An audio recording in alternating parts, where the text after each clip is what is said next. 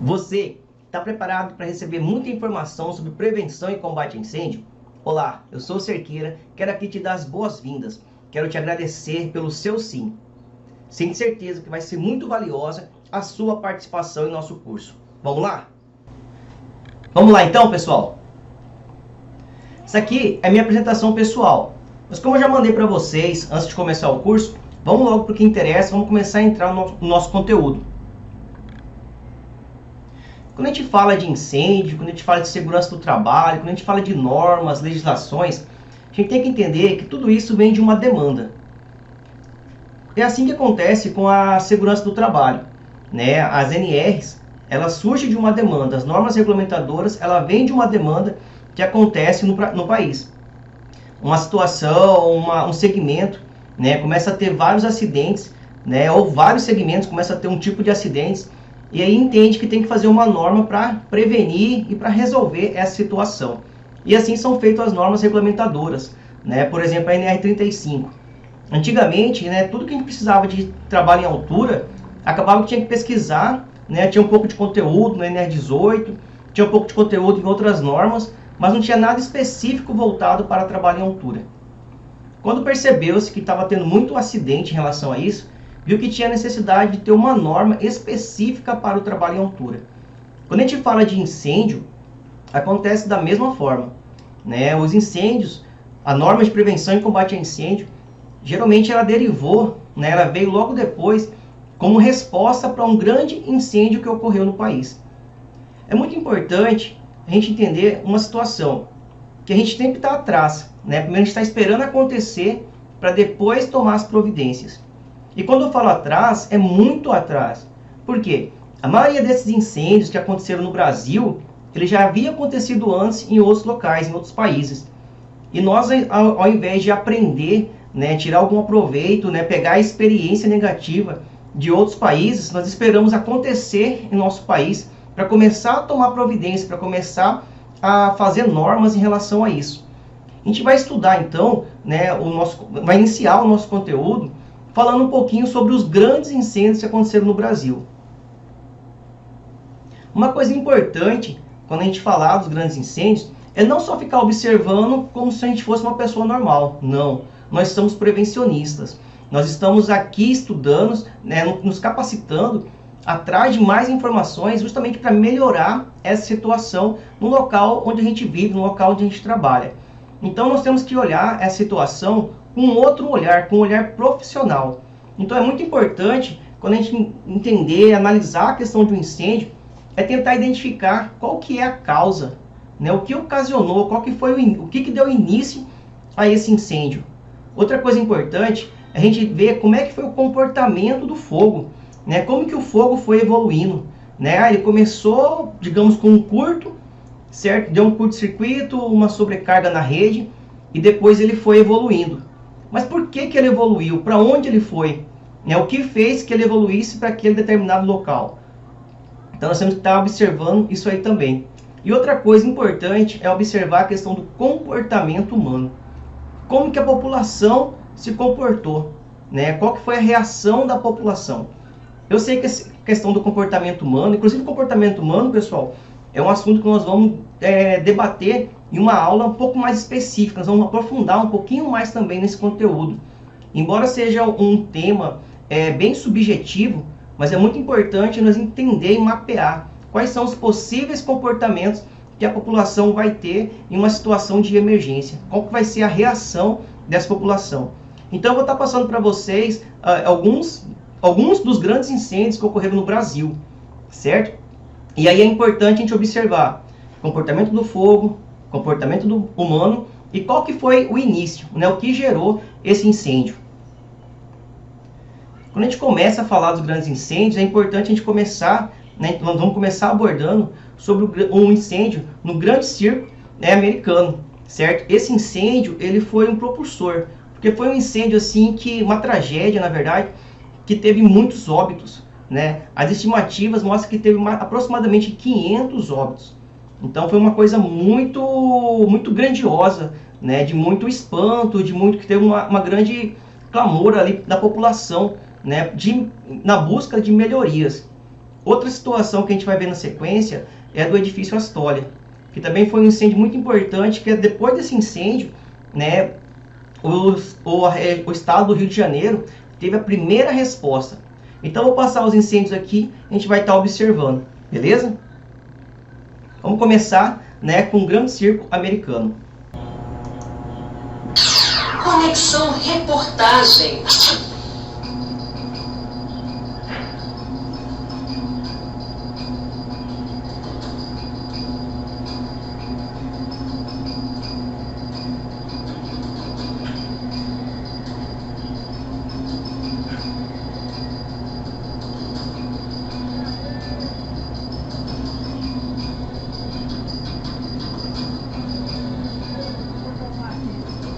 Ele era o maior circo da América Latina. Ele tinha assim, quase que um jardim zoológico ambulante, com 5 elefantes, 3 ursos, leão, girafa, vários outros animais, muitos artistas. Enfim, ele, apesar desse nome, Gran Circo norte-americano, ele era um circo brasileiro.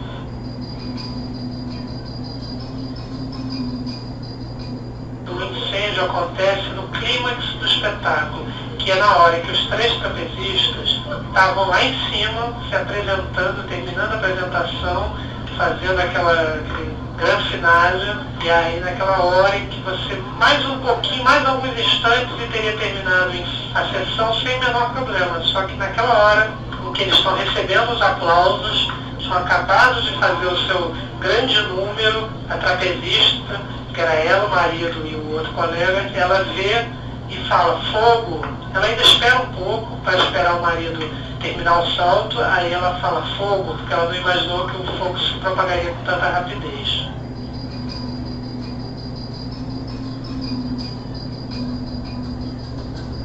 E aí, o que aconteceu? A maioria das pessoas tentou fugir exatamente pelo mesmo local por onde entrou. Era uma reação instintiva e natural. Você quer sair por onde você entrou. Nem reparou que você tinha outras maneiras de sair, como, por exemplo, a entrada dos artistas, que ficavam escondidos, ou por baixo da lona. Quer dizer, muitas pessoas fugiram por baixo da lona, mas a maioria fugiu para o local onde entrou. Só que o que acontece? 2 grandes problemas. O primeiro é que essa entrada principal, ela estava fechada, tinha grades de ferro que eram retiradas no final. Só que não deu tempo de retirar. As pessoas ficavam presas, tropeçavam nessas grades de ferro. E para completar, a mecânica do desabamento fez com que a lona caísse exatamente na direção dessa saída. Ela desabou ali naquela direção e as pessoas ficaram presas ali. Então o fogo pegou fogo tudo em menos de 10 minutos e aí com esse número absurdo de mortes. Para piorar a situação, o Hospital Antônio Peso, que era o maior hospital da região, estava fechado. Os estudantes de medicina tinham fechado o hospital porque não tinha a menor condição de funcionar. Isso dias antes. Isso exacerbou a tragédia.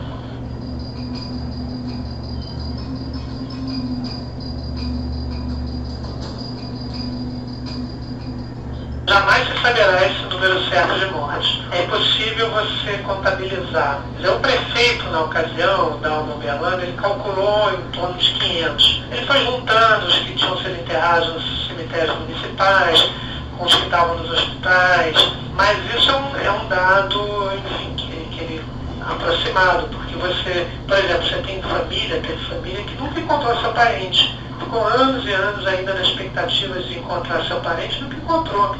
Você tem, por exemplo, pessoas que vieram de outras cidades, estavam feridas e foram deslocadas para as suas cidades de origem, e você não sabe se elas morreram lá ou não. Você tem, por exemplo, muitas pessoas que foram retiradas para sepultamento sem o registro do necrotério. Qualquer médico estava fornecendo atestado de óbito. E os médicos reconhecem que muitas pessoas foram enterradas sem o registro. E vocês têm que imaginar que foi uma coisa tão grandiosa que a população não havia caixões e covas para enterrar as pessoas. Então a população teve que se mobilizar e de passar a noite construindo caixão e abrindo cova para poder enterrar. E teve que ser feito inclusive um cemitério na cidade vizinha de São Miguel, na cidade vizinha de São Gonçalo, no cemitério de São Miguel, para poder ajudar.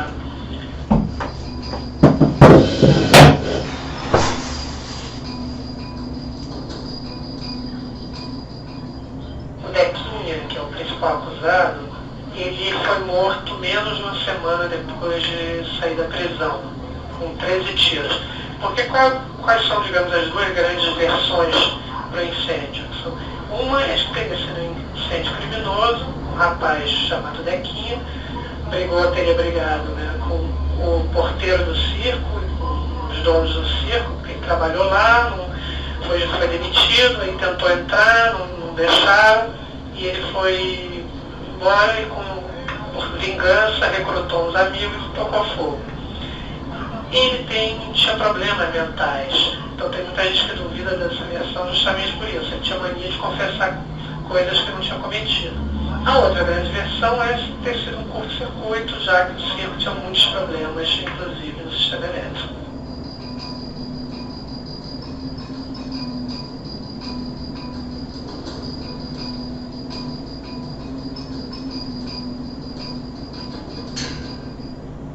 Ele larga a mulher, larga a empresa e sai por aí peregrinando.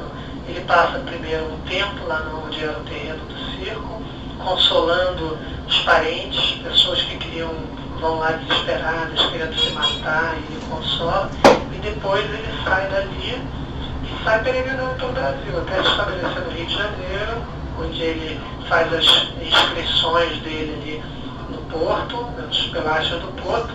E hoje é uma figura que entrou no imaginário popular. Quero ouvir você dizer, música da Marisa Xuxa me Monte, ajuda. pra ele.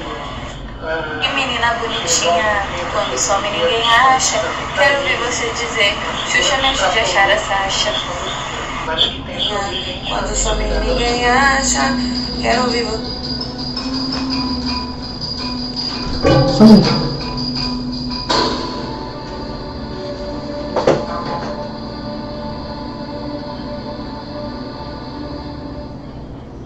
Então, pessoal, como a gente estava falando, a importância de quando a gente analisa os grandes incêndios acontecidos no Brasil.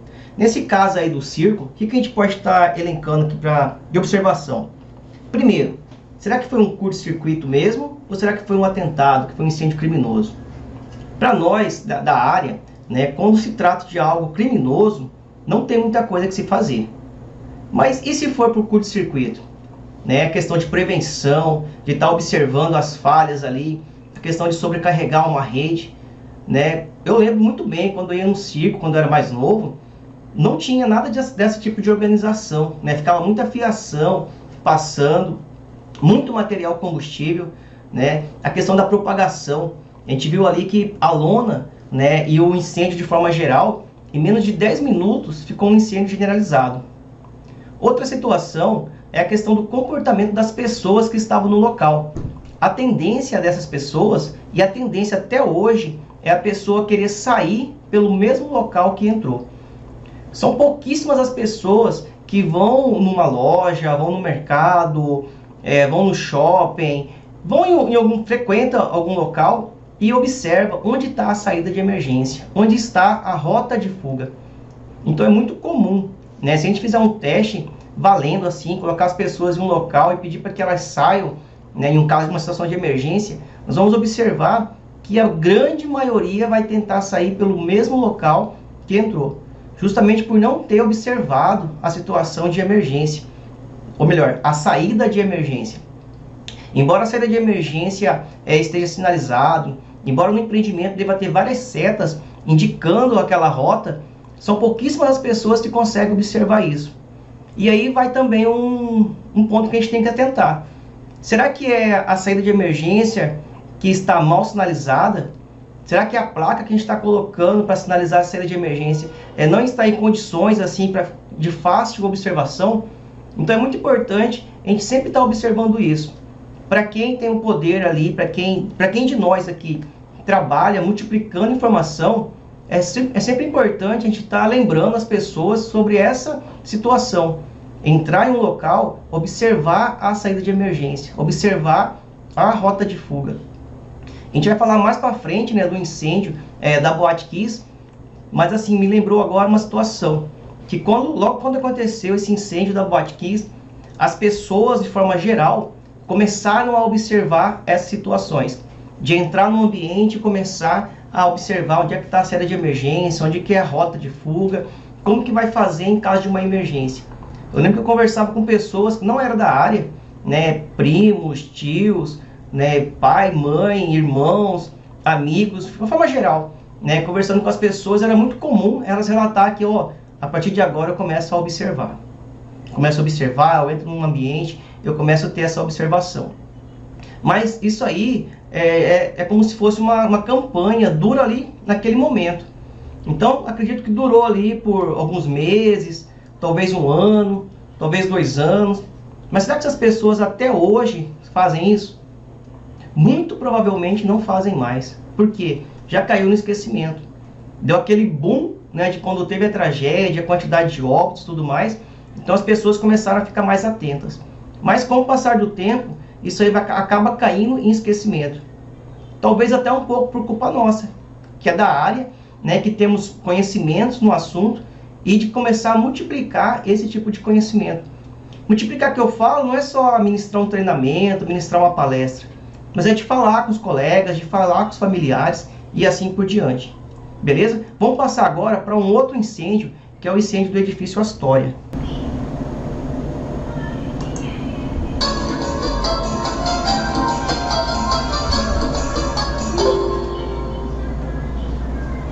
Em 28 de junho de 1963, um incêndio atingiu o edifício Astoria, localizado na rua Senador Dantas. O incêndio deixou isoladas dezenas de pessoas que foram cercadas pelo intenso fogo.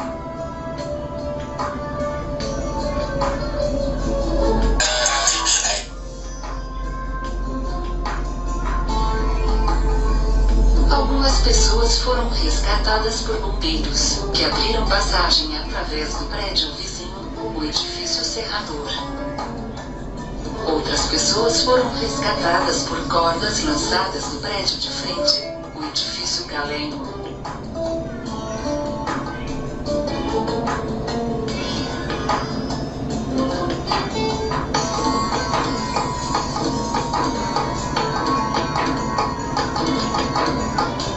Apesar das dezenas de pessoas salvas, o trágico incêndio causou 4 mortos e 30 feridos, entre os quais 15 bombeiros. O incêndio da Astoria, ele é engraçado, tomamos ciência dele pelo rádio. Eu estava em centro de operações, no cadete, porque eu era curioso. Se eu não estava encanado, eu ia para o centro de operações, para quê? Porque se entrasse uma corrida, eu já sabia e pilava a corrida. Então eu estava no centro de operações, quando alguém estava ouvindo a rádio, dizendo que nesse momento um grande incêndio no centro da cidade, no edifício Astoria, e os bombeiros há mais de meia hora foram chamados, ainda não apareceram. Eu estava ali com os operadores, não entrou serviço nenhum, aí um bombeiro saiu correndo, subiu a torre de exercício e desceu quando realmente há um incêndio lá para a Cinelândia. Aí tocou o senhor lá e os carros seguiam e eu fui pendurado ali no meio. Depois outros cadetes pegaram a carona também e foram, uma meia dúzia de cadetes foi para o incêndio. Mas nesse incêndio, o que havia é o seguinte, as pessoas não estavam acreditando que o fogo fosse até em cima. O fogo era no 11º andar. E ele começou a queimar dali para cima. Houve tempo do bombeiro subir todos os andares e avisar, saia para o prédio está pegando fogo. O que acontece? Comigo do prédio em frente, estavam jogando água no prédio ao lado, né? Eles ficaram na janela assistindo o trabalho dos bombeiros no meio descer. Quando eu perto do 11º andar se fechou todo, aí ninguém podia descer mais. Aí foram tentando subir. Alguns foram para o teto, outros ficaram presos, não puderam ir para o corredor. Então nós salvamos as pessoas de 3 maneiras. Um grupo entrou pelo edifício Serrador ao lado, o edifício era colado. Fizeram um grande buraco com marretas na parede e conseguimos fazer uma porta para as pessoas saírem do prédio Astoria para dentro do Serrador. Outra turma, utilizando fuzil lança-retinida, lançou cordas para o prédio em frente. Mandavam as pessoas sair da frente e lançavam a corda, que puxavam a corda mais grossa, pedíamos para amarrar, tínhamos de confiar no nó que eles davam. Quando amarrava lá no pé de uma mesa, num armário, aí o bombeiro passava para lá, jogamos várias cordas, você vai ver fotografias antigas, tem várias cordas, e as pessoas iam passando deslizando pelaquela corda era inclinada e deslizava de um prédio para outro. Você vai ver nessa fotografia uma pessoa se pendurando, a primeira corda chegou lá, ele se pendurou na corda, foi o primeiro a passar, não quis nem saber como é que era. Quando a corda amarrou, ele veio direto, ele passou, ele foi o primeiro a passar. Aí, nesse incêndio, muitas pessoas tentaram, que não conseguiram atravessar pela corda, tentaram pular para o andar de baixo. O fogo era tão grande que nós precisávamos de muita água. Nós armamos o rebocador do Corpo de Bombeiros lá na Avenida Beira-Mar e fizemos uma ligação de linhas de mangueira atravessando a Avenida Beira-Mar todinha até a beirada do Astória, onde era recalcada para os autobombas e jogava a água para cima do edifício e podíamos jogar água lá em cima, porque a fonte de água mais perto não era o mar. Então a água do rebocador que ia para o autobomba. Naquela época nós tínhamos o melhor autobomba, eu nunca vi um igual a esse até hoje, que nós demos de presente para a polícia. Era o Brucutu. Eu fiz a minha parte, também salvando pessoas, mas eu fui daqueles que entrou por dentro do prédio. Eu entrei sem entrar pelo prédiozinho. Teve um momento em que nós estávamos apagando o incêndio, tentando entrar no corredor. Eu acho que era o 11º andar, ou o 12º, estávamos tentando entrar jogando água no corredor, quando vimos uma bolsa ser jogada pela porta fora. Aí nós imaginamos, ali tem gente, jogaram a bolsa no corredor, daí nós sentamos as mangueiras naquela porta, fomos para lá, até entrarmos ali naquele quarto, não tinha mais ninguém lá dentro. Então alguém que saiu pelo espaço. E foi nesse momento que nós esquecemos de alguns preceitos não jogue água nas paredes quentes. E o pessoal, para chegar ao local, tem alguém lá dentro, jogar água no outro lado, o forro dentro, não era gesso, era de massa grossa, caiu tudo na minha cabeça. Não caiu um pedaço pesado no pé, e eu fui acordar no hospital.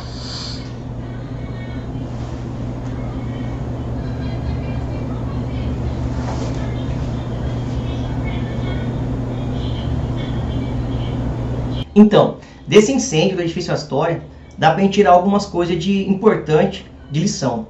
A primeira, volta a falar a questão do comportamento humano. Percebe-se que várias pessoas viram que estava acontecendo uma emergência, viram que estava pegando fogo o edifício e ficaram olhando pela janela. É aquela sensação de, não acredito que isso aqui está pegando fogo. Mas não é da pessoa falar não acredito de uma forma irônica ou satirizando ou coisa parecida.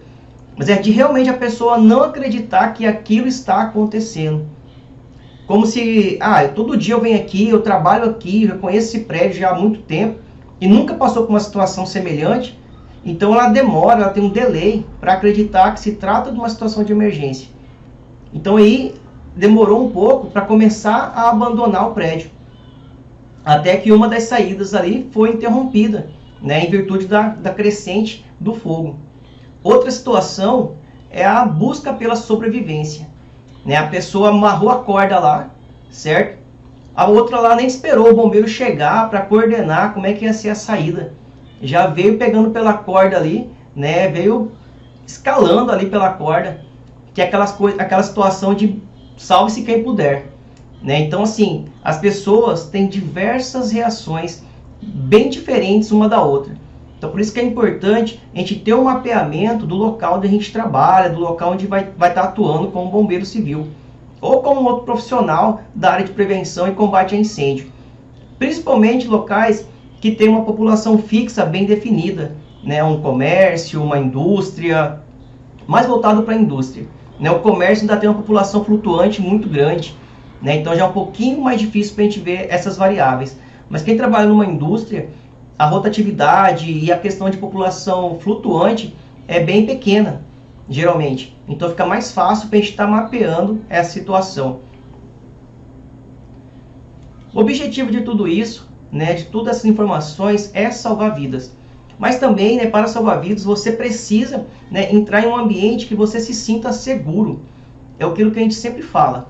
primeiro tem que vir a nossa segurança, né? A gente percebe, e vai perceber em outros vídeos também, que naquela época a situação do bombeiro militar, que era o profissional que dava esse combate direto, era bem precária. Precária nos dias de hoje, né? Mas era o que eles tinham para aquele momento. Então a gente vai ver algumas situações onde era feito o combate ao fogo sem uma roupa de aproximação, né? Sem uma proteção respiratória, que é uma coisa que a gente vai falar bastante sobre isso, que às vezes a pessoa que é leiga, a pessoa que conhece pouco essa área nossa, ela acha que quem morre em um incêndio morre queimado.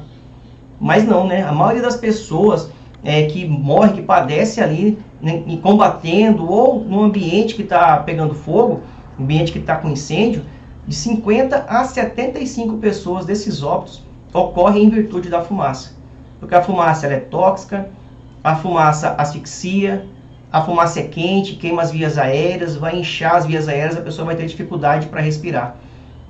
Então é muito comum, né, acontecer, é mais comum, né, acontecer o óbito em virtude da inalação de fumaça.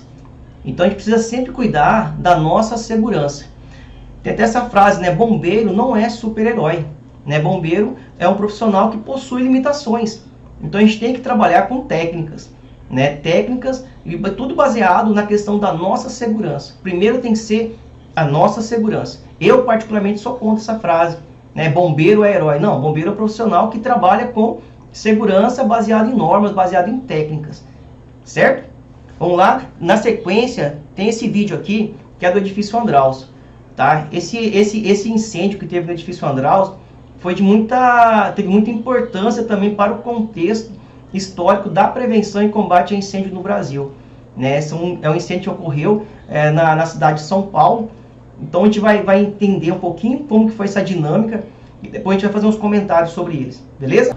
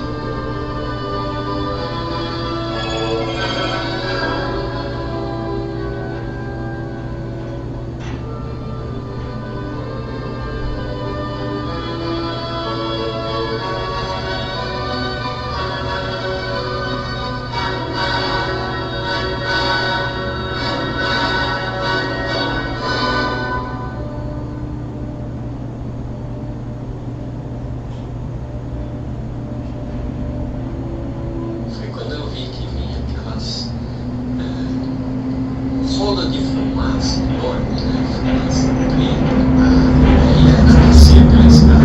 Eu até evitei o elevador pela regra de segurança que a gente tinha, que era de não pegar elevador em caso de incêndio. Isso era importante. O único jeito era subir, porque não tinha jeito mesmo de descer, a escada estava cheia de gente. Então, fomos subindo. E quando chegou o primeiro bloco lá em cima, para chegar no heliporto tinha uma porta de ferro que ela deslizava assim na horizontal. Ali essa porta estava com um cadeado preso. E o pessoal, os primeiros que chegaram lá, forçaram essa porta, agitaram, abriu lá, a gente começou a sair. Não estava, digamos, entre os 20 primeiros, né? E começamos a subir lá e nos espalhar ali pelo heliporto, né? Eu achava que a gente fosse ficar ali, esperar um pouquinho e a coisa fosse passar rapidamente. Não deu uns 3 a 5 minutos que nós estávamos ali em cima, apareceu uma labareda enorme do lado da Avenida São João, que é a parte frontal do prédio. Eu imagino que da altura de um prédio de uns 10 andares, mais ou menos. Nesse momento, aquela primeira ideia de que podia passar logo aquela situação e a gente sair e resolver tudo, acabou. A primeira impressão que a gente teve é que ia morrer mesmo. Quem estava ali em cima se voltou para o outro lado do prédio, contrário ao da Avenida São João, para ficar o mais longe possível do fogo. Ali teve bastante situações de pânico. Eu lembrei da minha avó que estava em casa, né?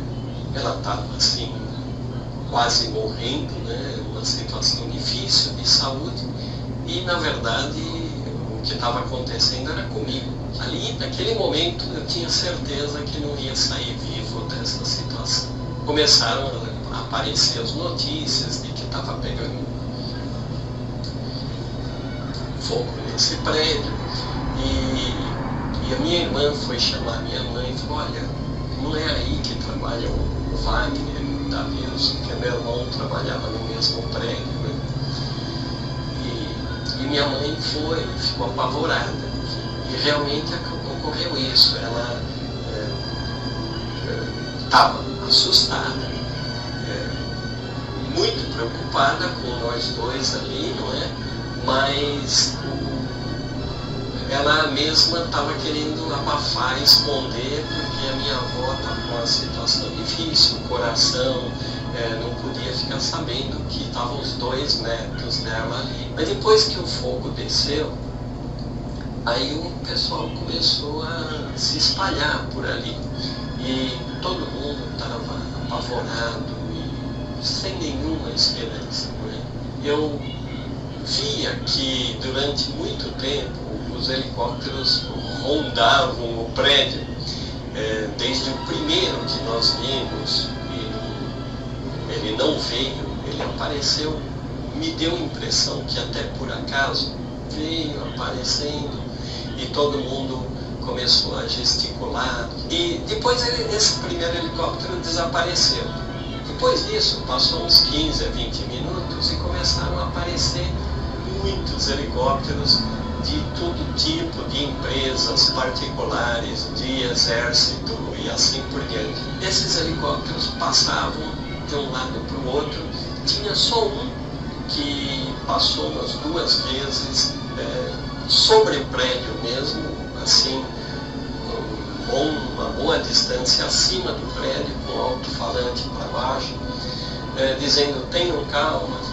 Quando pousou o primeiro helicóptero, que aliás não pousou, ele veio sobre o prédio, eu acredito que numa altura de 1,5 metro mais ou menos, e um bombeiro saltou do helicóptero para cima do prédio. A primeira coisa que fez foi colocar uma ordem ali.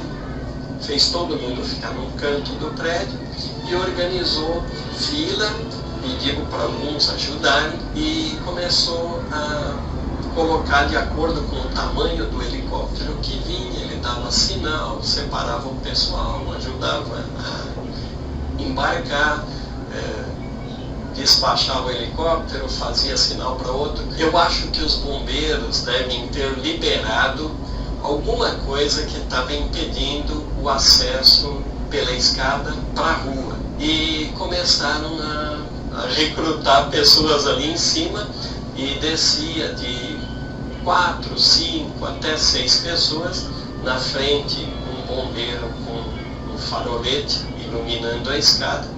Mas eu não estava me sentindo em condições físicas de descer ali aqueles praticamente 29 ou 30 andares. Só que quando chegou numa certa hora, aí já era eu acredito que quase por volta de 9 horas da noite, que já era bastante, um bombeiro me pegou um pouco desprevenido, me pegou pelo braço e falou: vem comigo.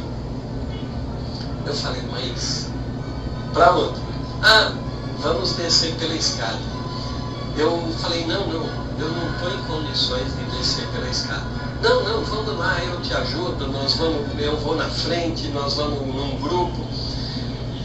E como eu estava realmente fraco e eu não estava nem disputando lugar na fila, também eu não fiquei brigando com o bombeiro. Ele me levou e juntou mais um grupinho e fomos descer a escada. Eu desci um andar, desci mais um segundo, e só que eu comecei a não me sentir tranquilo para descer tudo aquilo, porque a escada estava com calor, fumaça, dificuldade para respirar, e teria que descer 30 andares em escada. Eu fui ficando para trás, parei e retornei. Quando eu estou saindo da escada, topo da escada, que era aquela porta que sai do heliporto, tinha um bombeiro ali, bem na saída, e ele me segurou, falou: onde você vai? Eu falei: olha, eu quero sair pelo helicóptero, porque eu não aguento descer na escada. Ele falou: não, vamos comigo. E eu falei: não, eu já tentei, eu não aguento, eu não estou em condições. Eu falei: deixa eu ir no helicóptero. E nesse momento tinha pousado um helicóptero e tinha lugar para continuar. O helicóptero saiu, foi embora, eu fui junto. Foi um momento que eu não consigo explicar, realmente.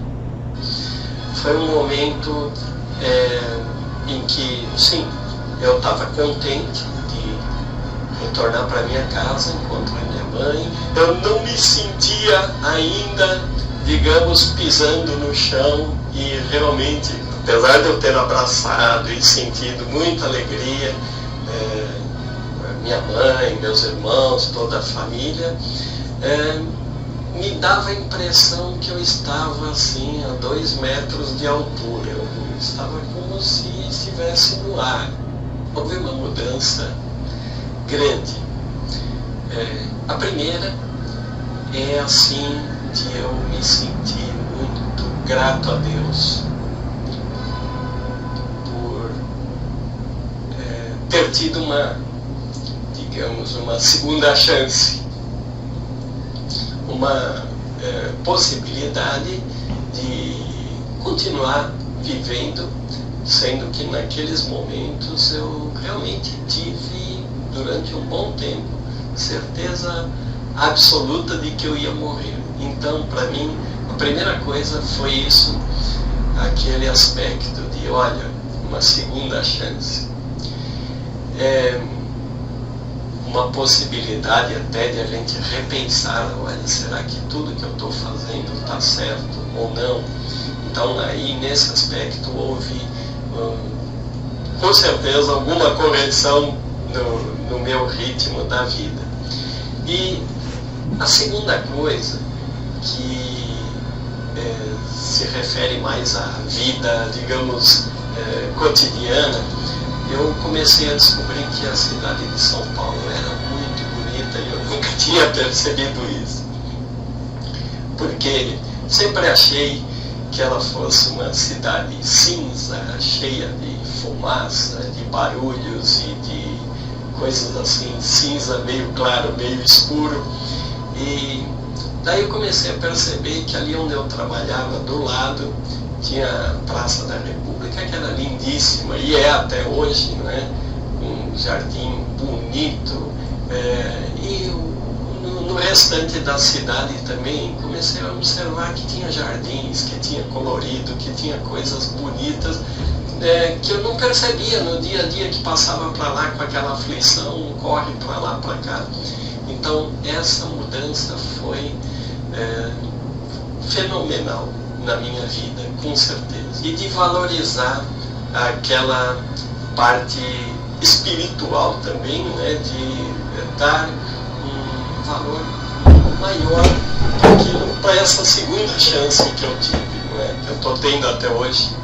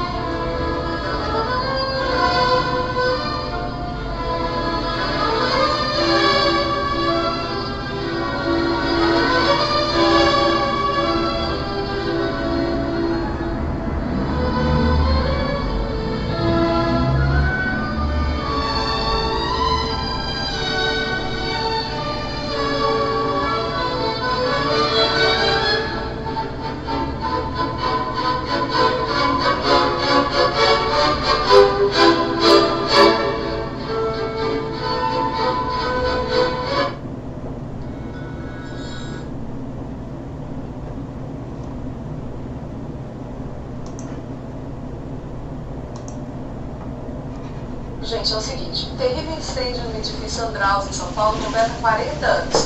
Conhecido como uma das maiores tragédias da cidade, o acidente ainda deixa muitas lembranças ainda. Vamos conferir essa reportagem da Ana Paula Brão, daqui a pouquinho a gente vai conversar com dois convidados muito especiais que estão aqui no nosso Manhã Maior. Dá uma olhada.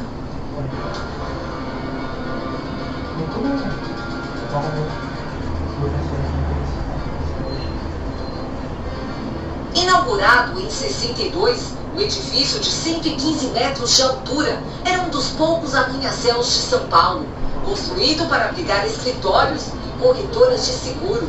Uma década após sua construção, no dia 24 de fevereiro de 72, o Corpo de Bombeiros recebe uma ligação informando que o edifício Andraus estava em chamas. Walter estava lá, na época com 22 anos. Ficou aproximadamente por 4 horas dentro do prédio em chamas. E o desespero nessa hora? Não dá nem pra falar como. Você só pensa, no caso eu pensava, eu não sei se eu vou continuar vivendo, não sei como é que é a morte, se existe vida depois da morte. Você só fica se preparando. De vez em quando tem umas explosões, provavelmente de gás da Copa, que estremecia o prédio. Eu estava só esperando o prédio desabar e não vir os concretos. No prédio estavam 2.000 pessoas que entraram em pânico. Sem saída, muitos se refugiaram no heliponto. Eu entrei na minha sala, estava já ouvindo aqueles barulhos de vidro caindo, o pessoal gritando, até relativamente contente, porque vão ser dispensados, está pegando fogo no prédio.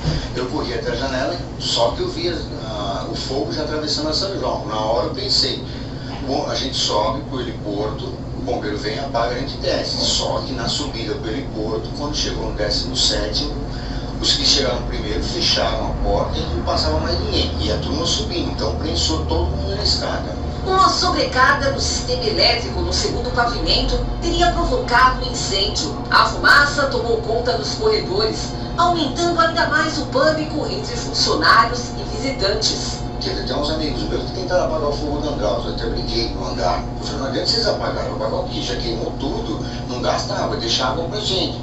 E a gente estava tentando se molhar o tempo todo para diminuir um pouco o calor. O cenário impressionou inclusive quem tinha a missão de salvar. O ex-combatente Capitão Boanerges, na época cabo do Corpo de Bombeiros, conta o que pensou quando chegou ao local para resgatar as vítimas. O susto foi imenso, né? Principalmente para mim, que tinha apenas 2 anos de bombeiro, né? Se bem que o salvamento já atendia muitas ocorrências. Então Então nós sentimos que ia ser um dia daqueles, porque o fogo já estava até o 18º andar. Nós começamos fazendo a parte de vistoria, né, nos andares para ver se tinha pessoas. Então já tinha algumas pessoas descendo, já tinha várias pessoas descendo. E nós continuamos subindo para ver aonde ia dar aquilo. Até que nós chegamos no topo do prédio. Aí nós vimos mais de 800 pessoas. Aí o susto foi realmente de aguardar. Como é que estavam essas pessoas? Totalmente nervosas, chorando, algumas até tentando, né, saltar do prédio, olhando para baixo, porque o fogo estava aumentando cada vez mais. Quais eram os aparatos, os equipamentos de segurança? Vocês saíram com um caminhão-tanque como esse daqui? Isso, quando a viatura era praticamente idêntica, né? Só que menos o volume de água, bem menos, né? Qual era a maior dificuldade, capitão? Era a temperatura e altura, né? E agora a temperatura por quê? Porque nós estávamos com uma roupa idêntica que era que você pode ver ali, né? Ali, os dois homens. Vamos ver ali, o soldado, o Saltorelli está com a roupa exatamente que nós vestimos na época. Era Não tinha proteção nenhuma. nada, não tinha nada. Então quer dizer que era meio precário. Precário, nós tínhamos muita bombeiro, tinha muita força de vontade como tem hoje.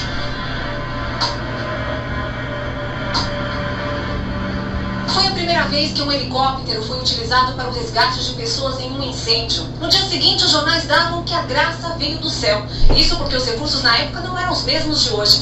Major Pene, como eram os recursos naquela época? Bom, em 1972 não existia o que existe hoje na aviação de segurança pública. A Polícia Militar, na época, nem a Polícia Civil dispunham de aeronaves. Então, em 1972, quando aconteceu o incêndio do Andraus, as aeronaves utilizadas foram aeronaves civis. Inclusive, a primeira aeronave que aproximou do edifício Andraus para socorro daquelas pessoas que estavam no heliponto foi o Olendino, o comandante Olendino, que era piloto do governador do estado, do governo do estado de São Paulo, e ele voava um Bell 204. E na sequência, outros pilotos que foram acionados através da rádio, né? As pessoas ouviam rádio na época, de alguns pilotos que estavam aqui no campo de Marte, e aí eles foram aos poucos se organizando e todos foram para lá, para poder realizar o salvamento daquelas pessoas que estavam no prédio. Essa atual águia da Polícia Militar, que nada tinha a ver com esse daqui, né? Não, tanto é que nessa época esse helicóptero ainda era um projeto, né? O projeto dele é dessa época. Quantas aeronaves hoje a Polícia Militar disponibiliza para esse tipo de ocorrência? Então, hoje mudou. E o interessante disso tudo é que hoje, por exemplo, a Polícia Militar do Estado de São Paulo, ela possui 21 helicópteros operacionais. Então, são aeronaves diferentes daquela época. E a operação também é completamente diferente, porque naquela época você não tinha treinamento, padronização, não era uma instituição, um órgão que estava realizando, era um grupo de pilotos que são, na minha opinião, são heróis, são pessoas que, assim, eles extrapolaram os limites, porque, assim, eles se reuniram para salvar aquelas pessoas.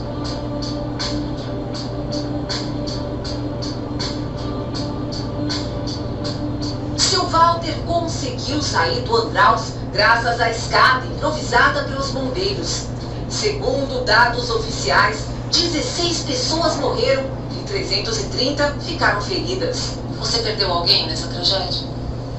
Não tão íntimo, como eu disse, o copeiro da empresa que serviu o café pra gente. Foi o que tentou descer pela mangueira, já não pensando direito, do 17º andar por uma mangueira, 18º, acho que ele estava, por uma mangueira de incêndio de 25, 30 metros, quer dizer, não tem mais raciocínio. Após tomadas as devidas providências, o Andraus, que abrigava mais de 500 escritórios e repartições públicas, foi restaurado e com toda a segurança. Seu Walter não guarda no corpo as marcas da tragédia, mas hoje ele prefere não arriscar. Eu não gosto do prédio, não gosto do elevador, não me sinto bem em elevador, mas nada assim insuportável. Eu ando em prédio, elevador normal, só que não gosto. Como é que é ser um sobrevivente? Olha, eu posso te dizer o seguinte, depois desse incêndio, eu acho que todo mundo valoriza a vida, mas depois desse sufoco, você valoriza muito mais, muito mais. Pelo menos comigo foi assim.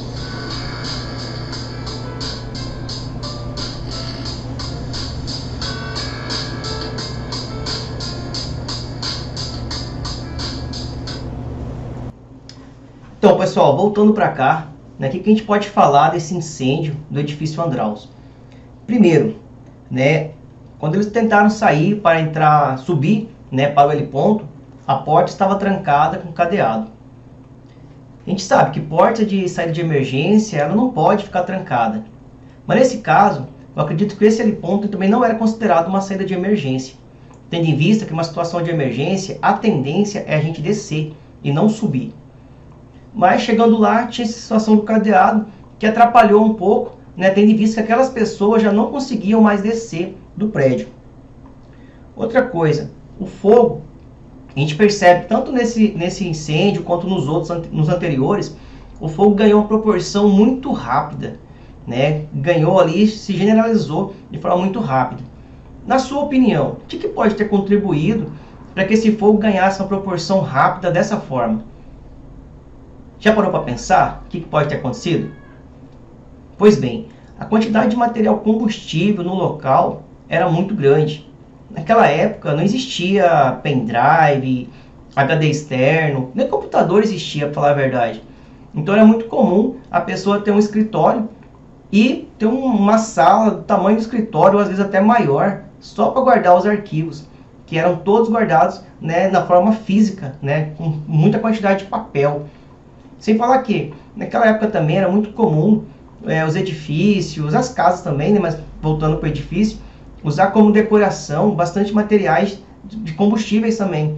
Exemplo, piso de madeira, forro de madeira, bastante armários de madeira. Então naquele prédio havia uma grande quantidade de materiais combustíveis sólidos, papel, né, tecido de cortina, madeira de materiais, de móveis e assim por diante. Então isso fez com que ele ganhasse uma proporção muito rápida, né, crescesse muito rápido. Outra coisa importante, né, a gente percebeu que o helicóptero demorou um pouquinho para descer ali, né, e começar a retirar o pessoal. Acredito que nessa época foi a primeira vez que se usou um helicóptero para fazer salvamento. Então, muitas pessoas ainda tinham a questão da segurança, porque realmente é um risco muito grande fazer um salvamento por helicóptero. Tendo em vista que o motor, para funcionar, né, tem a queima do combustível. E a queima do combustível do motor, ele precisa do oxigênio. Se a gente levar em consideração que o local está pegando fogo, está saindo uma grande quantidade de fumaça, então a quantidade de oxigênio também é reduzida.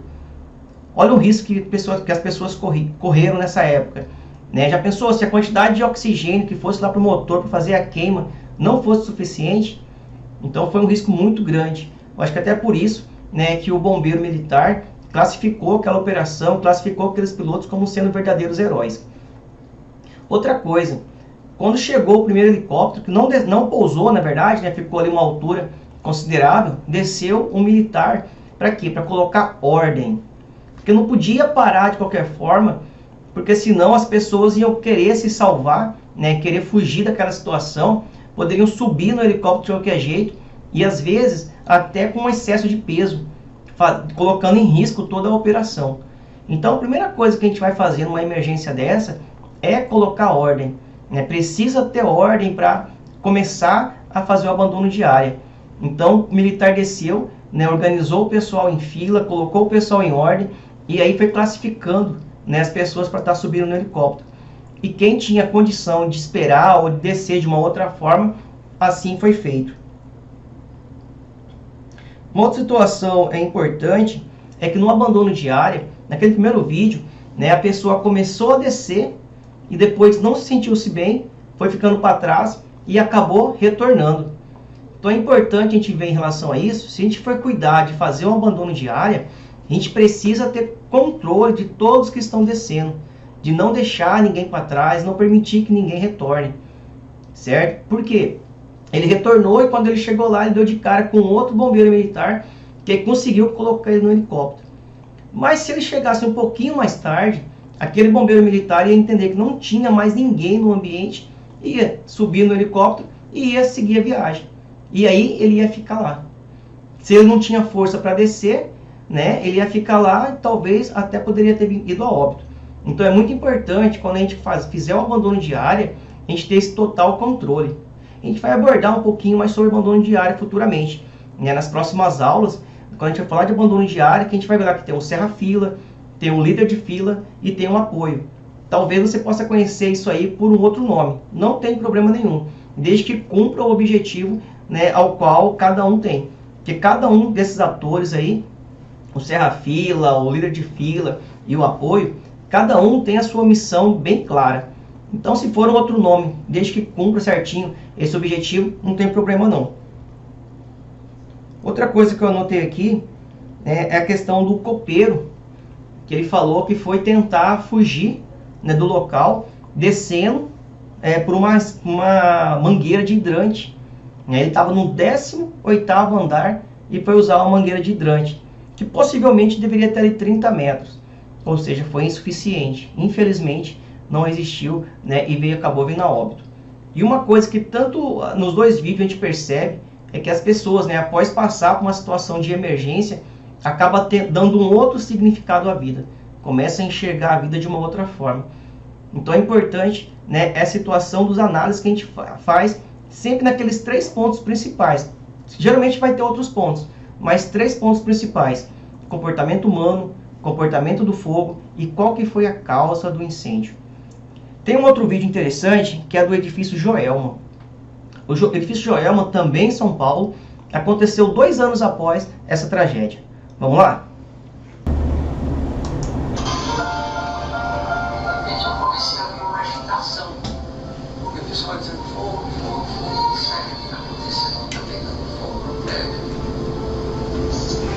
Mas o prédio virou uma lenda urbana, uma coisa folclórica de São Paulo. Você fez o que você não consegue dar errado, mas é uma experiência que ali foi uma tragédia. De repente aquilo lá virou um inferno, realmente virou um incêndio muito, muito forte. E ninguém tinha como escapar.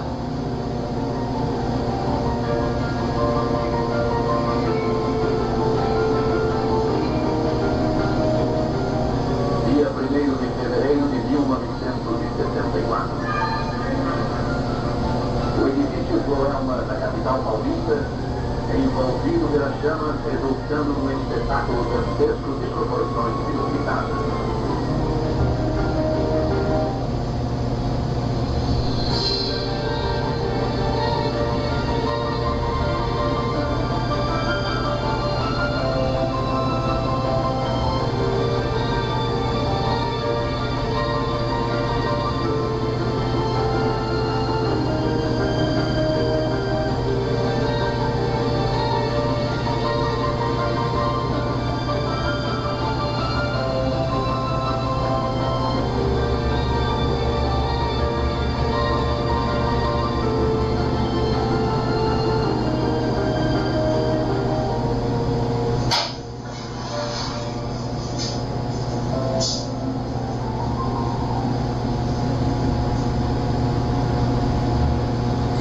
Trabalhava no Joelma, eu vim transferido do Citibank do Rio. O Citibank comprou participação na FSU, eu trabalhava na época no Rio. Eu fui transferido para São Paulo e a FSU se instalou no prédio do Joelma. Ela ocupava do 12º até o 25º andar. Até o 11º andar era um estacionamento do prédio. E eu trabalhava no 25º andar no Joelma e era responsável pela área administrativa e financeira da CREFSUL de todo o Rio de Janeiro. E eu tinha na época 32 anos. Trabalhar era muito tranquilo, era uma equipe muito boa, parte da equipe tinha vindo do Citibank, era um pessoal muito comunicativo, se brincava muito, nós inclusive fazíamos muita brincadeira do tipo, a gente fazia uma competição quase que diária de quem pegava o elevador, se fosse pela escada, quem chegava mais rápido. Então, era uma turminha bem jovem, era uma equipe muito gostosa de trabalhar. Desde o primeiro momento que eu entrei naquele prédio do edifício Joelma, eu já senti uma sensação estranha. Trabalhei lá durante 8 meses. Uns dias antes, uma semana antes da tragédia, eu resolvi, como tinha me formado técnico em contabilidade e tinha acabado de entrar na faculdade, eu resolvi demissão. Meu chefe não concordou com o meu pedido, mas eu insisti que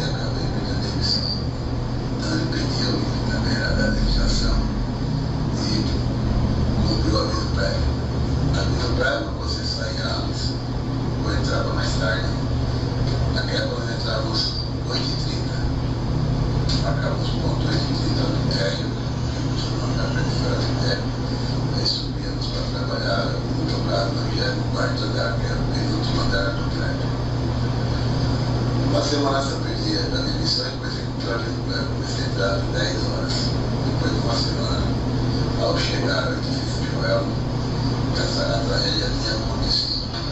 Eu olhei o prédio em frente, que era um hotel, e vi um reflexo no vidro de fogo.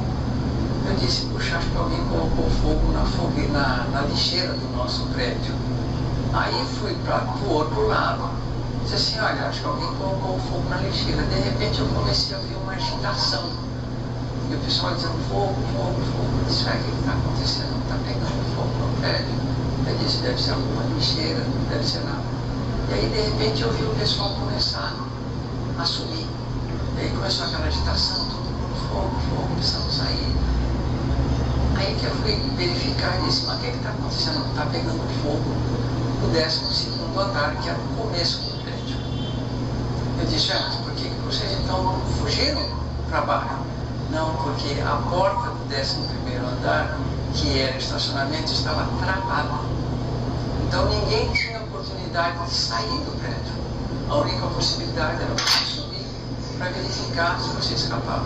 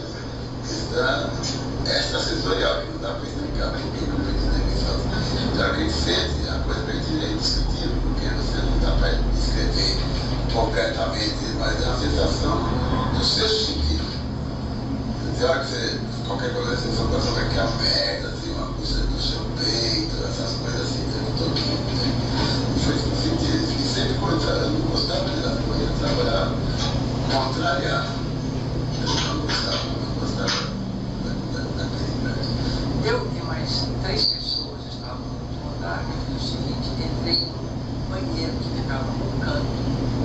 Fechamos a porta, pegamos papel, parede, papel de enxugar, fechamos embaixo da porta, abrimos todas as torneiras, o banheiro, o descarga, tudo, fizemos uma mini piscina. Porque com aquele calor todo a gente precisava se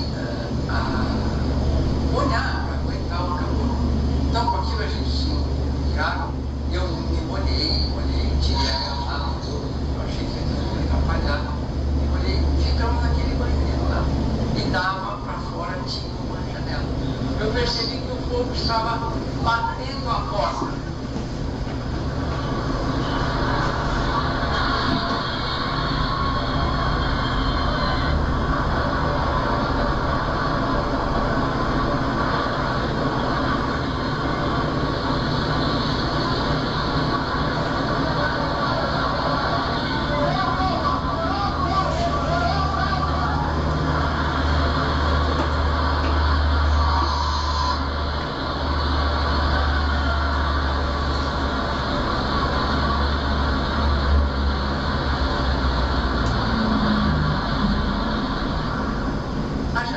Tinha uma espécie de uma laje para fora da laje, e na parte de cima, por cima do meio assim, tinha a mesma laje, só que uma laje ficava aqui, a outra laje de cima ficava aqui. Eu era muito atleta, muito magrinho, fazia muito esporte, então aqui sim. Coloquei os pés aqui, nessa laje, disse, eu vou tentar nessa laje de cima e fiz por trás. Ou seja, se eu alcançasse a laje, eu caía lá embaixo. Mas era melhor do que morrer queimado. Aí eu dei aquele pulo e consegui agarrar a laje e subi. As 3 pessoas que estavam comigo no banheiro eram, digamos, um pouco gordos e tinham muita habilidade. Então eu segurava ali em cima e eu descia o pé, eles agarravam no meio, puxava eles, e com isso eu consegui trazer as 3 pessoas para cima. Aí ficamos lá em cima. A parte triste e mais triste do incêndio toda é que nós tínhamos 2 terraços. Um terraço grande, onde eu fiquei, e um terraço pequeno, que eram as 2 escadas que você podia acessar a parte de cima. E da margem eu subi lá no teto, onde era o único local que na época dava para ficar. E o que aconteceu foi o seguinte, esta parte de frente aqui era um andar bem alto, bem grande. A parte de trás era um terraço pequeno. Então o que o fogo fazia? O fogo subia, consumindo oxigênio, e aí ele ia procurando oxigênio. No terraço pequeno, o oxigênio, para o fogo continuar, o oxigênio queimou as pessoas que estavam. O grande não, ele tinha condição de subir mais. Então eu fiquei ali em cima esperando até o momento em que chegou o helicóptero e começou a socorrer as pessoas. Como eu estava numa situação teoricamente um pouquinho mais favorável, eu esperei para ajudar todo mundo. E aí foi só questão de tempo de ficar aguardando chegar o helicóptero daqui do prédio. Elas levavam para a Câmara Municipal e lá levavam para o hospital ou aonde era necessário. Dali para baixo, nossa. Mas dali para cima, se não tiver uma escada de segurança, um jeito de tirar, vai ser difícil. Isso vai subir para uma cobertura, não para completar. Isso é um desastre. Na hora que nós chegamos lá no topo do edifício, muita gente morta, queimada, né? Que lá o pessoal caía, estourava a telha, o pessoal caía da forma que caía na chapa, uma chapa que queimava a pessoa, torrava. E nas marquises tinha muita gente morta dentro da caixa d'água, porque muita gente entrou dentro da caixa d'água, dentro da sala ali, estourou toda a canalização, 1.100 graus sequeiros, toda a canalização estourou, a água foi embora e o pessoal pereceu lá dentro. O parto do Joel foi quando? Há quase 2 anos, no dia 24 de fevereiro de 1962, diante do edifício Andral, ainda pegando fogo, o então prefeito Figueiredo Ferraz dizia: o atual Código de Obras da cidade, código obsoleto, tem grande parcela de responsabilidade nesta tragédia. Porque o Andral pegou fogo e a turma fugiu, uma parte das pessoas fugiu dentro e foram resgatadas com helicóptero. No Joel,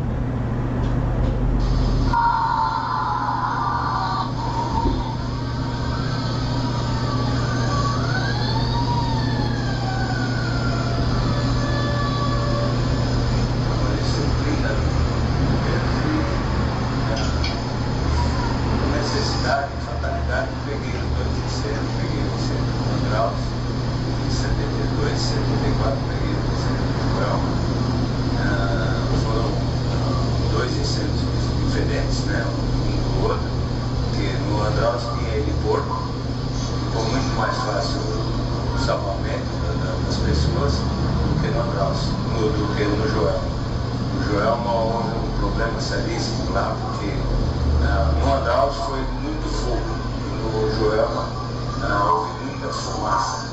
O Joelma, nós somos em ponto de referência da segurança no Brasil. Foi a partir deles que o Brasil realmente começou a pensar em segurança no Brasil. Que antes era só combate. Tem que ter brigada, incêndio no prédio. Não tinha nada, absolutamente nada. Era zero. Municipais, outros passaram a ser estaduais, mas era bombeiro. Eles fizeram instruções de como é que apagar o incêndio, fazer os procedimentos direitinho, mas não tinha nada. Nós procuramos fazer o possível e impossível. Nós demos até mais do que nós devíamos para tentar salvar as pessoas. O que nós conseguimos salvar, nós tiramos lá de todas as formas possíveis e imagináveis. O socorro, helicóptero, o que deu para fazer para a gente salvar as pessoas, nós fizemos de corpo e alma. Sempre bombeiro, arriscando sua vida no desejo de salvar vidas. A calma, acima de tudo, é o meio mais eficiente. Até aconteceu os dois, mas pegou primeiro, ninguém deu bola a nível da prevenção realmente. Quando pegou o Joel, aí o negócio, aí acordaram. Precisou dois para acordar. Eu tinha me formado na Academia Militar no dia 25 de janeiro de 1974 e me apresentei no Corpo de Bombeiros dia 31 de janeiro. E no dia 1º, quando eu cheguei para trabalhar, já estava ocorrendo o incêndio do edifício Joel. E depois do incêndio terminado, aí nós fomos participar do trabalho de resgate do edifício, trabalho de rescaldo. Nisso nós entramos no prédio à procura de possíveis pessoas ainda em vida, mas na realidade nós não achamos mais ninguém. Procuramos entrar na banheira, tinha muita gente fora, uma quantidade assim, monstruosa de pessoas que veio a falecer por causa não só do incêndio, da intoxicação da fumaça. Né? Isso daí é o que mais matou o pessoal lá, foi a fumaça. Né? O que aconteceu? O prédio todo ele, todas as janelas eram cortina de nylon, o teto era com um tipo de epóxi, uma madeira, e as janelas ficavam abertas. Do lado de todas as janelas tinham estantes com livro de madeira. Então o que aconteceu? O fogo começou no ar-condicionado do segundo andar, que teoricamente para nós seria o primeiro andar, porque não tinha saída. Aí eles, na subida, ele pegou o segundo andar, que tinha a cortina de nylon e o teto de madeira e o chão de carpete de nylon. Então, com isso, o fogo foi subindo e foi se alastrando. Aí, de repente, aquilo lá virou um inferno. Realmente virou um incêndio muito, muito forte. Além disso, as partições eram tudo leve e era tudo material combustível. E aí passa de um ambiente para o outro. E aí passa pela fachada. Aí embora. E projeto do pé. Tinha segundo ali, não tinha escada de centro. São na realidade 2 blocos, mas com todas as escadas no meio. E era por aí. Um prédio daquele tamanho tinha que ter 3 escadas. Não morreria ninguém se tivesse 3 escadas. Eu peguei N incêndios, N salvamentos, então, mas o Joel me marcou muito pelas condições, pelas pessoas que se jogavam lá de cima. Só que em função desse mesmo incêndio, o que aconteceu? O Corpo de Bombeiros começou a mandar oficiais fazerem curso fora, conhecer novos trabalhos do bombeiro, trouxe bombeiros de fora para fazer palestras para a gente. Começamos a conhecer melhor o trabalho do bombeiro pelo mundo afora e, em função disso, conseguiram com o trabalho dos comandantes desde aquela época, que vem vindo ao longo dos anos, esses equipamentos que hoje o Corpo de Bombeiros usa.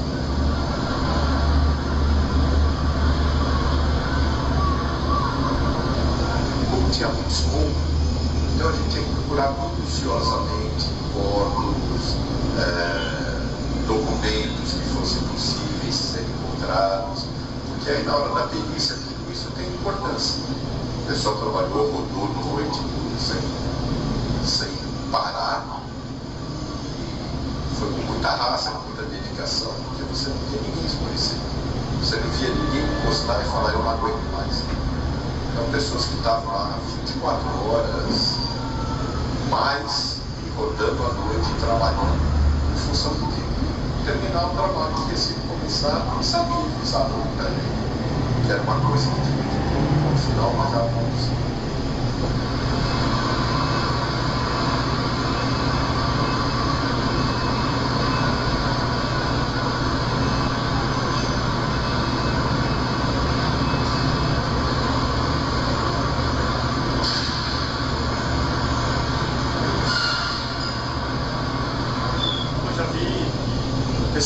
Ligar pra mim, pra me perguntar, pô, esse aqui é o Joel? Não, é o Joel, e o pessoal tem aquela curiosidade, pô, como é que é trabalhar aí e tal. Isso é aquela coisa normal, nada demais.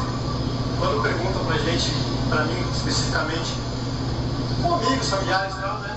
Tá trabalhando no Joel? Falando do Joel, pô, como é que é? Não, normal, sabe? Eu mesmo não era nascido na época do incêndio, então a gente escuta falar. Quando eu vim trabalhar aqui, eu trabalho aqui faz 9 anos já, né? E quando eu vim trabalhar aqui, meus pais comentaram alguma coisa e tal. Toda vez que tem combate de treinamento da brigada de incêndio, é passado o vídeo do que acontecido aqui. Depois do acontecido, o prédio tem normas de segurança atuais, então tem respeito em todos os andares, escada de emergência com porta-fogo e tal, então ele está bem seguro nas normas atuais de contra incêndio, mas o que ficou mesmo é o folclore da coisa, é a curiosidade, por ter sido tão impactante na época. Então, o incêndio do Joelma foi em fevereiro de 1974. Eu vim para cá em agosto de 1974, alguns meses depois. Então, após o incêndio, ficou mais ou menos uns 5 anos parado, né? A estrutura dele não foi prometida, precisava de uma reforma, né? Mas como começar a reformar depois de 5 anos, se eu não me engano.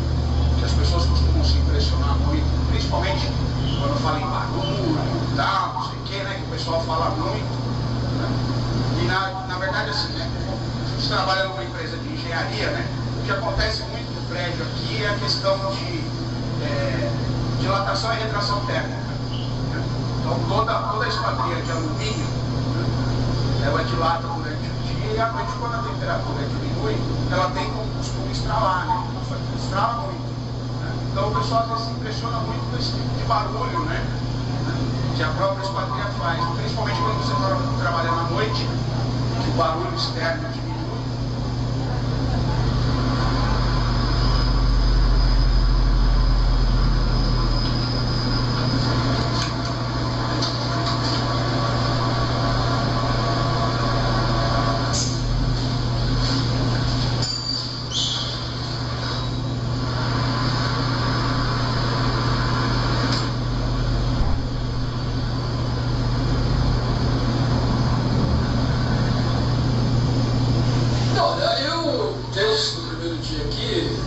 Claro, eu conheci a história e tudo, mas eu nunca tive nenhum tipo de resistência ou de receio de trabalhar aqui, não. Eu sempre ficaria num lugar normal, você sabe a história, lamento, foi uma coisa terrível, chocante, mas isso é passado, né? Foi muito difícil ter esse trabalho normal, assim. Eu também nunca tive uma impressão, outro tipo de sentimento diferente trabalhando aqui hoje, né? É isso que o Marco disse, né? A gente, logicamente, lamenta uma tragédia desse tamanho, trabalho normal, como qualquer outro. Né? A única coisa que eu me recordo é que no primeiro dia que eu vim aqui no jornal trabalhar, eu não sabia que tinha mudado de nome. Todo mundo chamava de Joel. Onde você está? Onde você está? Está lá no Joel. Cheguei aqui no edifício Praça da Bandeira. Né? E aí que eu me toquei que esse acho que é o que ficou assim, no futuro, dá uma ideia do tamanho desse evento. Né? Olha, eu não é absolutamente seguro. Eu nunca, a gente percebe problemas, por exemplo, falta de rota de fuga, às vezes você tem um probleminha ou outro nos elevadores que, embora sejam modernos, né, quer dizer, modernos como são daquela época, mas eles são um pouco antigos já, mas não sabe, de vez em quando trava e rapidamente a pessoa que está presa ali é assistida e tirada. E há também sempre treinamento para as pessoas, de evacuação. Cada andar tem uma brigada, né? Cada andar tem. Aqui mesmo no nosso andar a gente tem duas meninas aqui da faxina que fazem parte, elas fazem treinamentos periódicos para evacuação. Hoje, a maior parte das pessoas que trabalham no Joel, tem mais certeza disso, não é nascida quando morreu o incêndio. Né? Então, essas pessoas não têm a mesma percepção de que eu tenho, a percepção que o Marcos tem, né? Que trabalharam do lado. Né? Nós vimos imagens na época, né? Acompanhamos um pouco do sofrimento dessas pessoas. Essas pessoas jovens não, né? Tem os escritórios de advocacia e acho que de telemarketing, assim, outro dia no elevador, conversando, tinha muita gente no elevador, eu percebi que tinha gente ali que eu nem sabia que esse prédio tinha sido vítima de uma tragédia desse Não tem ação no água, porque há lendas, né? Quem conhece a história, quem lembra da história do incêndio, sempre comenta uma coisa ou outra e há algumas brincadeiras nesse sentido. Eu mesmo tive uma experiência que susto, mas foi mais mal entendido, que eu valorizo um pouco que sempre foi fantasma, mas é brincadeira, não tem grandes problemas, são só lendas mesmo que não são levadas a sério. Isso era de lenda, né? O pessoal trabalhava aqui no estacionamento, falava que à noite assim, escutava barulho de corrente, escutava gemidos, né? E as pessoas comentavam bastante em relação a isso. Hoje, com a passando com o decorrer dos anos, né, você escuta cada vez menos. Né? Não vejo como nenhum, pelo contrário, o lugar é tranquilo, chegado. A gente tem que ter medo dos vivos, né, não dos mortos. Então, pessoal, sobre o Joelma, é muito importante essa tragédia para ter uma virada de chave também na questão de legislação, na questão das normas de segurança contra incêndio no Brasil como um todo. A gente percebe algumas falhas também, né? As pessoas tentaram sair ali pela saída de emergência que estava embaixo, tentaram descer para sair para a saída de emergência e essa saída também estava trancada. Né? Então, assim, naquela época não existia, não tinha essa preocupação, até em virtude das pessoas acharem que uma coisa que não acontece com frequência, então não dava tanta importância. E aí aconteceu esse tipo de situação. Outra coisa, também foi um incêndio, né, que teve seu princípio ali na parte elétrica, né, um curto-circuito na parte elétrica. Outra coisa importante, quando a gente fala do comportamento humano, esse senhor que deu a entrevista, a gente percebe que logo no começo ele visualizou a questão do incêndio na fase inicial, né, pelo reflexo, né, no prédio vizinho, e ele não acreditou que se tratava de uma situação de emergência. Você percebe que ele fala assim que ele ficou ali normal, ele nem foi na janela ali para verificar como é que estava a situação. Na cabeça dele estava, colocaram fogo na lixeira, logo alguém vai lá e apaga, resolve tudo. Talvez se ele tivesse visto isso aí naquela fase inicial, ele conseguiria ter tomado alguma medida de preventiva, tomado alguma medida de emergência, na verdade, né, de ter chamado o pessoal para ter saído logo do local. Então, assim, bastante pessoas têm essa reação de não acreditar que se trata de uma situação de emergência.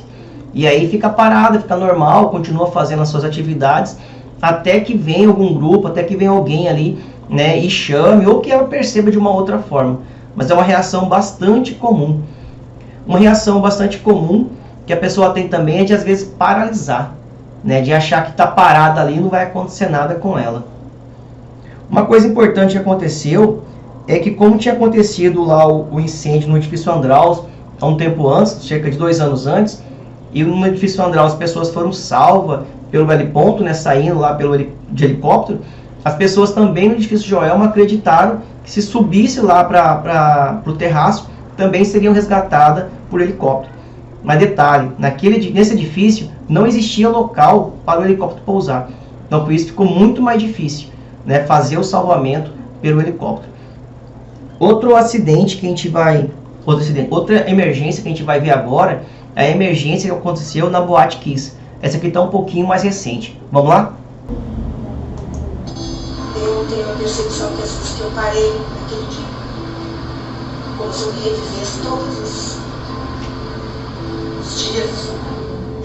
Eu lembro de ter chegado meu filho no caixão, mas eu lembro dele sorrindo.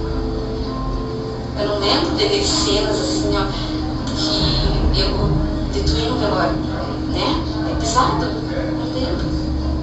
Deletei um pouco na minha memória daquele dia, daquela época ali. Naquele momento, um pedaço de mim ficou ali.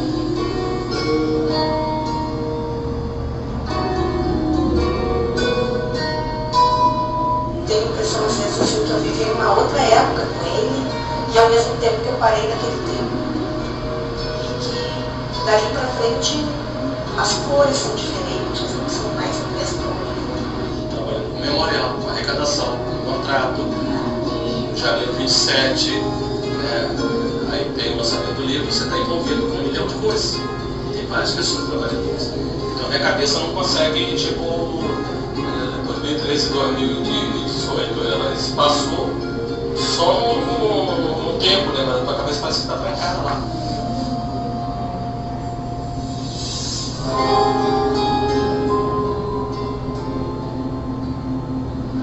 Uma das coisas muito difíceis é a saudade. É esse ter que seguir sem aquela presença, né, junto da gente. Porque não foi 2 pessoas, né? Foi 242 pessoas. Foi uma coisa assim, surreal, né?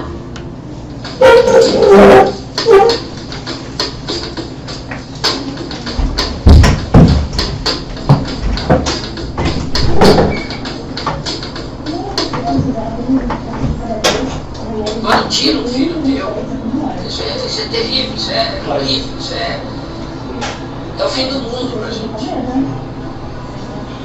É o fim do mundo. Até porque, né, foi um momento bem difícil, né? Daí eu tive a dor da perda, né, do meu marido, que foi um relacionamento de 12 anos. Eu tive a dor da perda, eu tive o nascimento da minha filha, tudo meio próximo, assim, né? A tragédia foi em janeiro, ela nasceu em março, e dali, assim, eu era a única referência, né? Então, assim, eu tive que me fortalecer ali. Eu fiquei internado quase 1 mês, fiquei 1 semana e pouco. Tive queimaduras externas e internas. Recuperação tudo, né? O período foi bem difícil. Mas com o tratamento, no uso, no hábito, as coisas sempre tiveram que se ajeitar, a saúde É o cheiro do café. Quando aconteceu, eu adorava, sabe? Eu passava o café, ela descia correndo as escadas. Ai, eu tomo um café, o Flávio chegava e passava o café.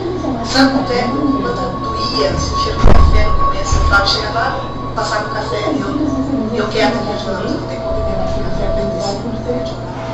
O cheiro do café. Ai, é muito chamado, me lembro muito. Eu senti o cheiro normal, assim, indo pra faculdade, pro centro, indo pra vigília, o cheiro da fumaça do cigarro. Me ativava a memória do cheiro da fumaça lá dentro. Então, assim, a memória que eu tenho é muito sirene. Tanto que eu também até um tempo atrás, assim, tipo, sabe, eu ouvia sirene, daí, sabe quando tu não sabe muito o que fazer, eu acho que isso... E aí eu acho que isso, tipo, era uma coisa minha que ela Digamos que o trauma foi gigante lá dentro, o impacto da coisa, a adrenalina, que eu não sentia dor, não senti dor. Eu lembro de ter sentido dor, mas não sei nem como, segundo os médicos, não caiu espuma nem nada, foi só calor. Esse ano a pessoa questionar, assim, daí a gente contou pra ela o que realmente tinha acontecido, que foi dela estava trabalhando, que daí pegou fogo na boate, daí essa era a versão que ela contou para os colegas. Foi o dia mais difícil. Foi, quando eu abri o apartamento, ali caiu a ficha. Eu vi que não estava mais ali, até ali parecia que estava. Mas quando a gente abriu o apartamento, aí a coisa. Foi esse dia? Foi o mais doloroso. Porque ele veio, ele ficou mais de uma semana, então as coisas que ele tinha. Correndo, né? Ele tinha pra. Serve pra pegar o ônibus.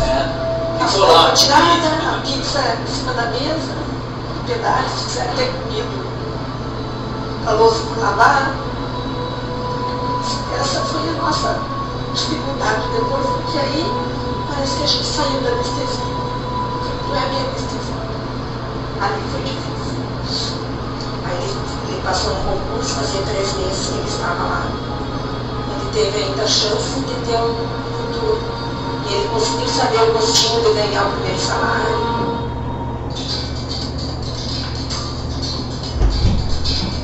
Eu acho que lá naquele momento, né, que a coisa ainda estava quente, assim, todo mundo abraçava, todo mundo amparava, todo mundo acolhia, sabe? E eu acho que quando eu sabe que todas as pessoas foram muito especiais, que a dor é tua, sofre sozinho. É muita gente criticando, é muita gente julgando, deixa de descansar, pare com isso, não tem como você chega, já deu. Se fosse contigo. Eu sempre faço perguntas, se fosse contigo.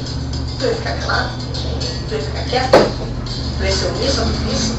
Tu ia viver o teu mundo, o teu luto, como se nada tivesse acontecido? A perda é nossa. Quem perdeu fomos nós. Eu não quero que tu sinta a dor que no filho nunca vai sentir, então vai saber o que é isso. Mas se põe no lugar, porque a gente só o que a gente pede, nos respeitem.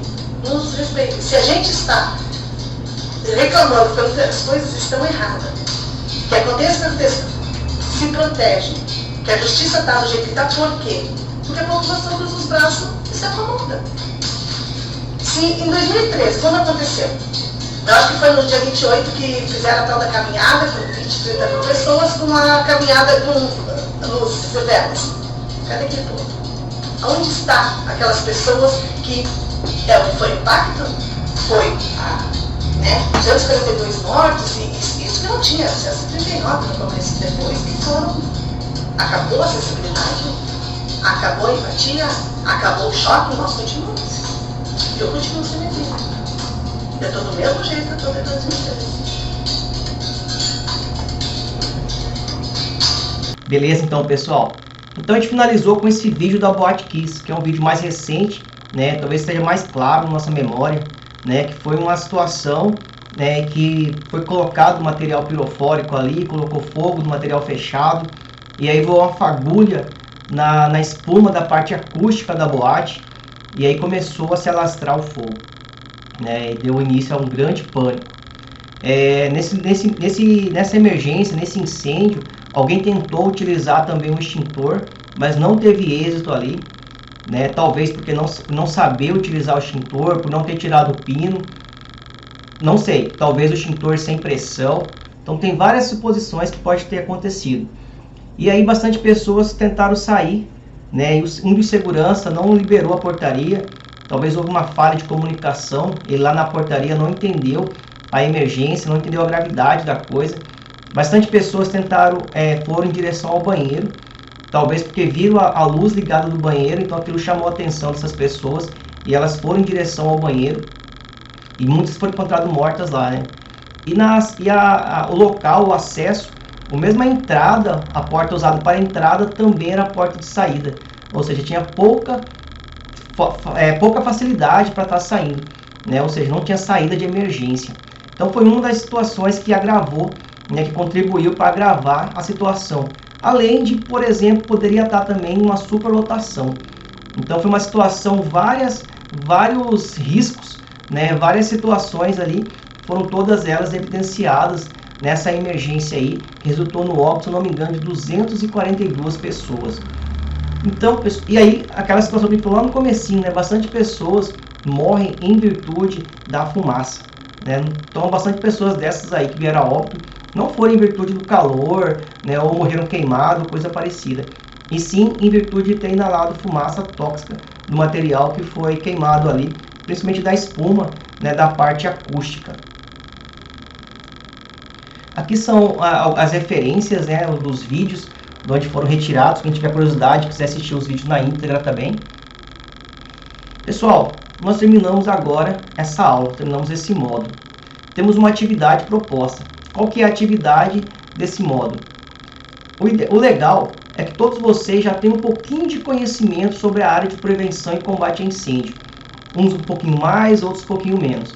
Mas a atividade dessa aula é você pensar como se fosse um legislador, né? Vou dar o poder para você de ser um deputado, um senador, alguém que tem o poder de fazer uma lei em prol da segurança e prevenção e combate a incêndio, certo? Então, baseado nessas tragédias que nós vimos aqui, né, tanto na parte de escritório, que foram os três prédios, né, o Astoria, o Andraus, o Joelma, no circo, né, voltado para quem trabalha na questão de lazer, para quem trabalha na área de eventos, e a Boate Kiss também para quem trabalha na área de eventos. Então a gente pegou um pouquinho de cada coisa, e a ideia é você propor 10 medidas de prevenção e combate a incêndio. Então, para essa atividade, a gente vai pegar o seguinte: você vai pegar e vai elencar, baseado em todos esses vídeos que nós vimos, todo esse conteúdo que já foi passado, e baseado no seu conhecimento na área de prevenção e combate a incêndio, você vai colocar 10 tópicos de situações que pode ser melhorada, de situações que deve ser feita para evitar que esse tipo de coisas aconteçam. Beleza? Obrigado, espero que tenham gostado. A gente se vê na próxima aula.